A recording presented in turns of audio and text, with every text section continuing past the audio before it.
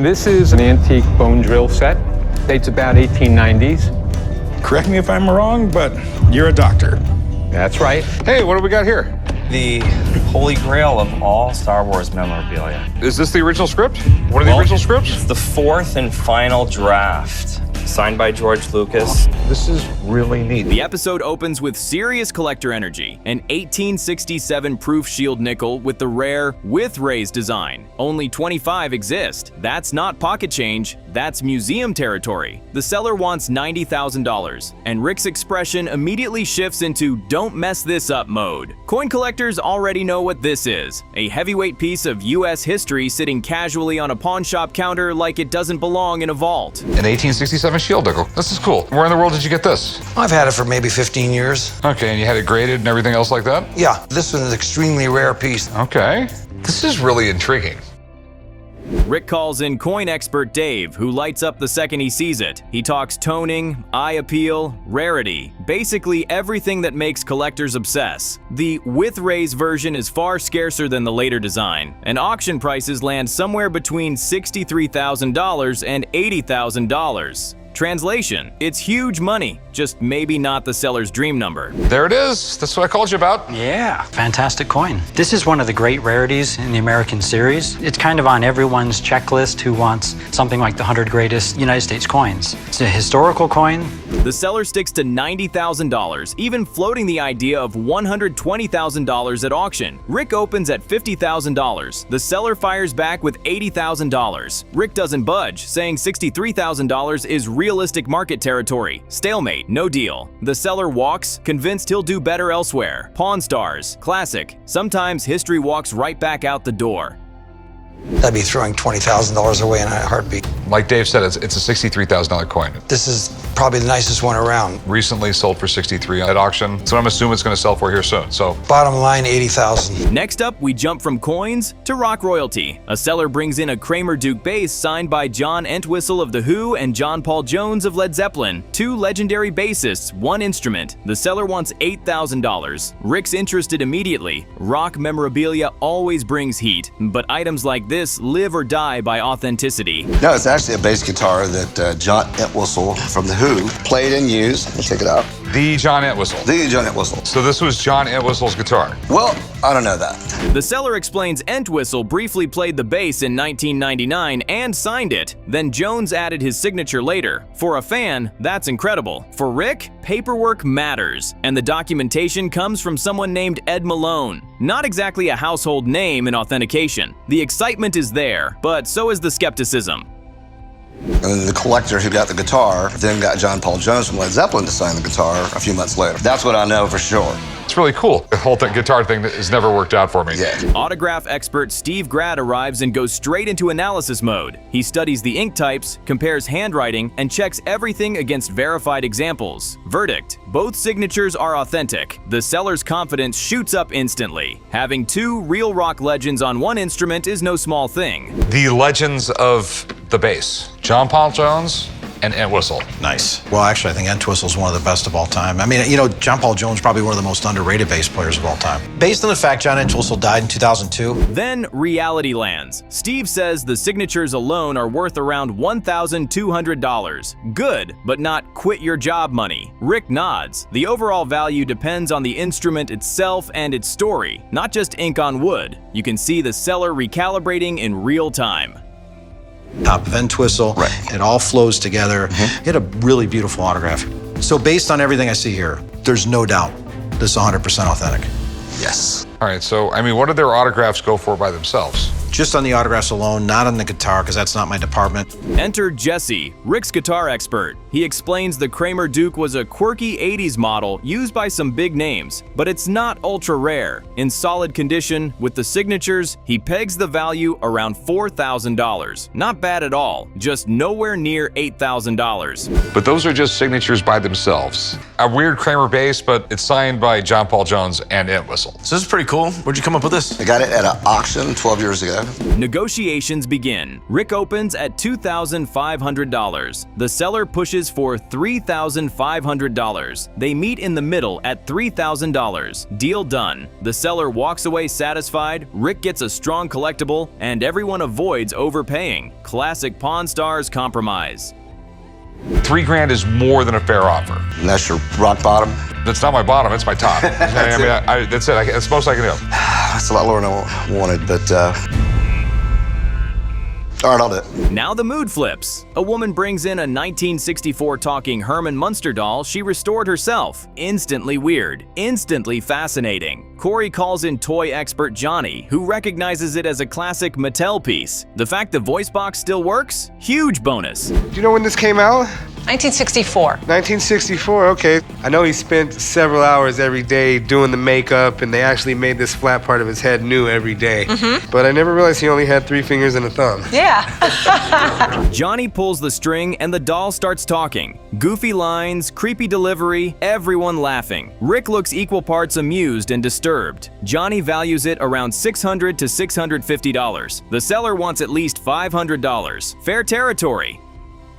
Well, it's all intact. It's really nice. When you look at something that's restored, I mean, it's important that it's all factory correct and everything looks right. I mean, the material, the head, the chatty string here, of course. I mean, everything is the way it should be.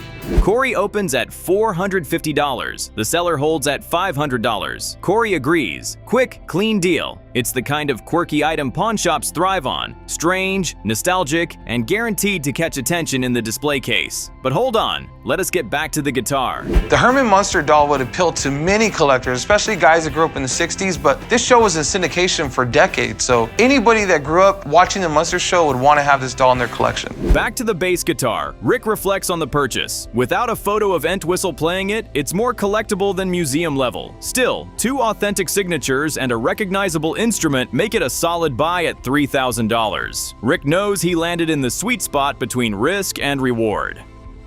It's kind of a neat guitar, something you don't see every day. Kramer Guitars was an 80s company. Few famous players out there. Gene Simmons from Kiss played a Kramer, and Eddie Van Halen. For comic relief, Chumlee spends way too long pulling the Herman doll's string, replaying its lines until Rick finally snaps and tells him to put it away. Chumlee keeps going anyway, smirking like a kid who knows he's annoying his parents. At this point, the doll feels less like merchandise and more like a new employee. I love your hands, so cold and clammy. You're the one who's funny looking. Seriously, I'm done. I'm done hearing this stupid monster thing. The episode closes on a perfect Pawn Stars mix, a 6-figure coin that slipped away, a rock memorabilia deal that landed just right, and a creepy talking doll driving everyone slightly insane. History, music, nostalgia, all crammed into one chaotic day. And somehow, the loudest voice in the shop belongs to Herman Munster. I have no idea where anybody got that from. A tisket, a tasket. I lost my little casket. It's funny. I like it. You're the one who's funny looking. The episode opens with pure nostalgia on wheels. An early 70s Cadillac Eldorado glides in like a chrome sofa with horsepower. Rick lights up immediately, reminiscing about his own old model and clearly enjoying the throwback. The seller brags about the massive engine and smooth ride, and honestly, the car looks big enough to need its own lane. Rick wants a test drive, which means we're about to watch History Cruise. Look at this. Come on down, gentlemen.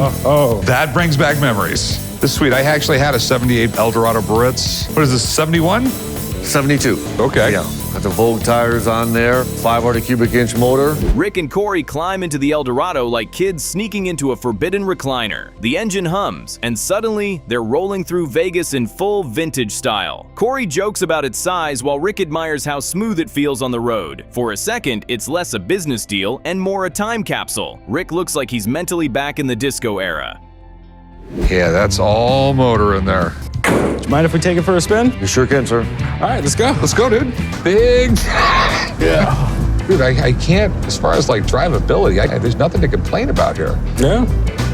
And it drives like a dream. Negotiations start fast. The seller wants $7,000. Rick counters at $3,100, reminding him it's not the most collectible era. The seller nudges to $3,600, and Rick finally agrees. Deal done. It's one of those classic pawn moments where the difference comes down to a few $100, but both sides leave feeling like they won something. People dream over. Right. Would you entertain 3,800? I'd go 35. 3,600? Help me get a cab ride home? That's yours, sir. Next up, a Lionel train allegedly owned by Johnny Cash rolls in. The seller presents it like it's music history on rails. Rick instantly questions the story, pointing out Cash grew up poor and probably wasn't playing with expensive model trains as a toddler. The skepticism kicks in immediately, and the item's value now depends entirely on whether the story holds up.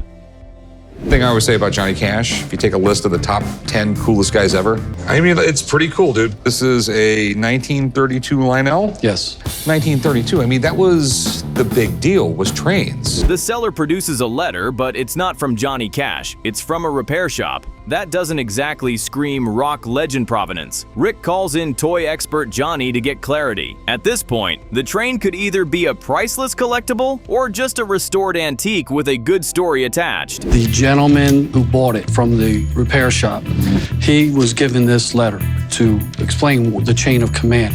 Okay, it's definitely an interesting story. The expert breaks down the train's details and confirms it's been restored with mismatched parts. Collectors usually prefer originals, not rebuilt versions. Value drops to roughly $500 to $1,200 unless the Johnny Cash connection is real. Without proof, it's just another vintage toy with sentimental appeal. It's in a lot of his songs. And he even did a campaign with Lionel in the mid-70s. It was called Riding the Rails, where he was in trains, singing songs about trains and talking about trains also. It was a big deal. Johnny Cash was a kid from the Great Depression. You know, so he grew up, there was a train just outside of his house. After more digging, confirmation finally comes from Tommy Cash, Johnny's brother. The train did belong to Johnny and was later restored for his son. That changes everything. Value jumps to around $2,500 to $3,000. The seller's emotions are mixed, validation on one hand, but nowhere near the huge payday he imagined. It took a lot of phone calls, but by 6 degrees of separation, I was able to make contact with Tommy Cash, and we got some feedback on the item. I sent him some pictures, and we're able to verify that this was in fact owned by Johnny Cash. Yes. Okay. This was supposed to be a gift for John Carter Cash.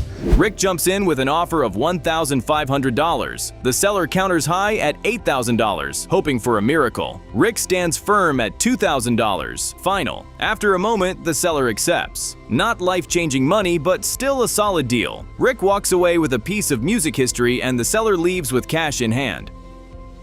About $8,000. It's not there. It's just not. You know, I mean, if this was one of Johnny Cash's guitar, it'd be doing backflips. But it did. But it was owned by Johnny Cash. Okay. He also owned Q-tips. Another seller arrives with an antique chicken incubator, asking $550. Rick offers $75, which feels like a shock to the system. They go back and forth, but the seller won't drop below $200, and Rick won't go above $100. No deal. It's one of those items that's interesting, but not exactly a must-have for resale. Hey, I'll give it a shot. Pretty much. It is pretty cool. Mind if I open it up? Go right ahead. I know incubators have been around since the 1700s. The Egyptians had an incubator. The tone shifts again when a Tibetan Buddha statue enters the shop. The seller wants $10,000 based on online comparisons. Rick is cautious but intrigued by the craftsmanship. He calls in Phineas, an expert known for identifying Asian artifacts. The stakes rise instantly. This could be something special. Jewelry, the nice hair, everything else like that. You know much about it? No, I think he got it from a garage sale. Okay. It doesn't surprise me because in World War II, we did have some people in China. Some of the stuff was brought back. Phineas confirms it's a genuine Tibetan Avalokiteshvara statue from around 1750. The detail, symbolism, and age make it a significant piece. He estimates auction value between $10,000 and $15,000. Suddenly, the item goes from curiosity to serious investment. Rick realizes this might be one of the day's biggest opportunities. I'm getting impressed. You're absolutely right. I'm so glad you called me to see this one because I've been to Tibet. I was in Lhasa and in the Potala Palace, and I saw some very old photographs there of a piece that looked very much like this in a niche. Negotiations begin with the seller holding at $10,000. Rick counters at $7,500 and stays firm. After a brief pause, the seller agrees. It's a big purchase, but one with strong upside. Rick walks away with a rare historical artifact, and the seller leaves thrilled with a hefty payout. What, 10,000? I'm thinking closer to 6. No. Okay. He just said I can get maybe 10 grand at auction. Okay. If I give you 10 grand, there's no money to be made. The episode wraps with Chumlee trying to play with the Johnny Cash train. Rick immediately shuts it down, worried about damaging it. Corey teases Chum to go ahead, while Rick guards it like a priceless relic. Chum grins, clearly enjoying the chaos. It's the perfect ending. History, deals, and just enough mischief to remind everyone why this shop never has a quiet day. Just checking this train out. It was Johnny Cash's train. It's not to be played with like a toy. You're gonna break it, Chum. It's a toy train. I let Chumlee play with the damn train. Thank you, He boss. will break it. Imagine walking into a pawn shop claiming you've got the holy grail of Star Wars memorabilia, an original script signed by George Lucas himself. That's exactly what happens, and Rick perks up instantly because even he can't resist Jedi-level business. The seller wants $25,000, which immediately raises the stakes. A stack of paper suddenly feels like it might be priceless, or just very expensive homework. Is this the original script? One of the original scripts? It's the 4th and final draft, signed by George Lucas. This is really neat. Does the plastic come off? Oh, sure, absolutely. The seller says he found the script at a yard sale and even admits to reading it while pretending to be Han Solo. Rick pushes for specifics. Was it used on set? The answer is vague at best, something like it was probably handed out to a few people. That uncertainty hangs in the air. Rick's curiosity is high, but so is his suspicion. Big claims always need bigger proof. All right, so was this used by one of the stars? Was this his one he used when he directed? So from my understanding, these are final revised scripts, and he gave them out to probably a couple different people trying to sell the story. Things quickly turn comedic when Chumlee suggests acting out the script. Suddenly, Rick's playing a rebel officer, Chum is attempting Darth Vader, and the seller just watches as his big moment turns into improv theater. Rick's delivery is hilariously flat, and Chum's Vader sounds more cartoon than Sith. The whole room is laughing, and the tension dissolves into pure Pawn Stars chaos. Where are those tapes? Only the commander knows. This ship carries the crest of Alderaan. Is any of this royal family on board? I don't know if we're going to win the Academy Award for that one. Then the reality check arrives. The seller asks for $25,000, and Rick's reaction says everything. That's serious money for paper, signature, or not. Instead of guessing, Rick calls in autograph expert Steve Grad. When Steve enters the picture, the energy shifts. Fun stops, business starts. Now it's all about authentication and separating fantasy from fact. This is a script. I don't know how many of them out there. I don't know if they reproduce them. I have a friend who's the consummate Star Wars nerd, and luckily he's also the guy I always use to verify autographs. Steve examines the signature carefully. First, he confirms the ink is real, not printed. Then he breaks down George Lucas's signature habits. Cleaner in early years, messier later. This one looks strong and complete. After comparing it to known examples, Steve confirms it's authentic. The seller lights up instantly, thinking the big payday might still be alive after all. This is like the ultimate Steve Grad item. It's got George Lucas's signature on a Star Wars script. Well, yeah, you know me in Star Wars. And that's the movie that started it all. The funny thing, when Star Wars first came out May of '77, the big premiere was at... But the celebration doesn't last. Steve explains this isn't a shooting script tied to production. No stamps, no markings, nothing linking it directly to filming. It's simply a revised draft copy. That changes everything. What sounded like a rare movie artifact now feels more like a collectible autograph piece with a story, not a production relic.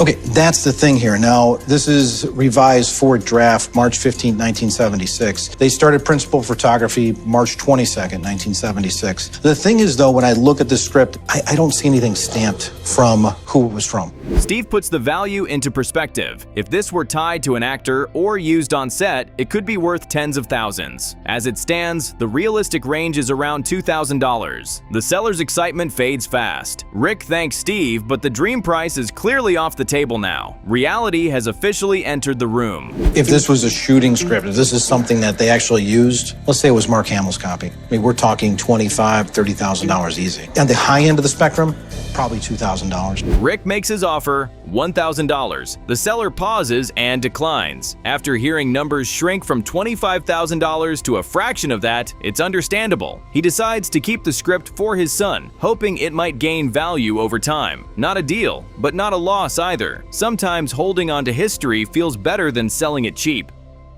I mean, if I could get a few thousand, I would do it, but... I'd give you $1,000 for it. No, not quite, but I appreciate the offer. Well, if you ever change your mind, come on back. The episode opens in pure Pawn Stars fashion. Chaos before a single item even hits the counter. Chumlee starts roasting Rick for going to a lecture. Someone yells, hair plugs, and suddenly it's less pawn shop, more comedy club. Rick tries to defend himself, insisting it's about business, but the family piles on like sharks smelling blood. You already know, if this is the opening, the rest of the episode is going to be absolute mayhem. All right, guys, I have to leave here in a few minutes. You got a doctor's appointment? You got a consultation for hair plugs, don't you?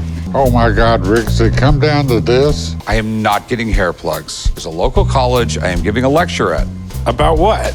First item rolls in, a first edition Mark Twain, a Connecticut Yankee in King Arthur's court. The seller admits he's never read it, never seen an adaptation, just inherited it. Rick immediately perks up. This could be a serious literary piece, or just an old book collecting dust for a century. When the seller says his dad gave it to him, Rick's interest spikes. Family attic finds are basically Pawn Stars lottery tickets.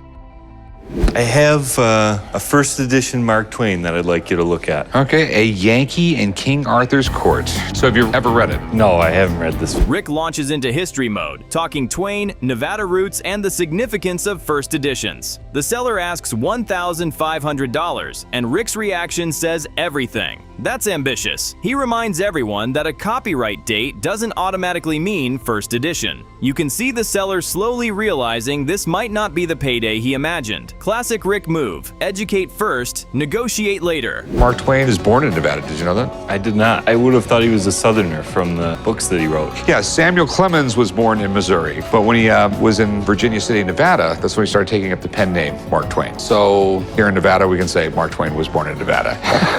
Rebecca, the book expert, arrives and immediately starts breaking it down. She explains printing variations, mixed states, and how early and later pages can affect value. Suddenly, this book isn't just a book, it's a puzzle of paper and ink. Rick looks like he's trying to keep up, but you can tell even he's processing fast. This is deep collector territory now. Mark Twain. We do. All right.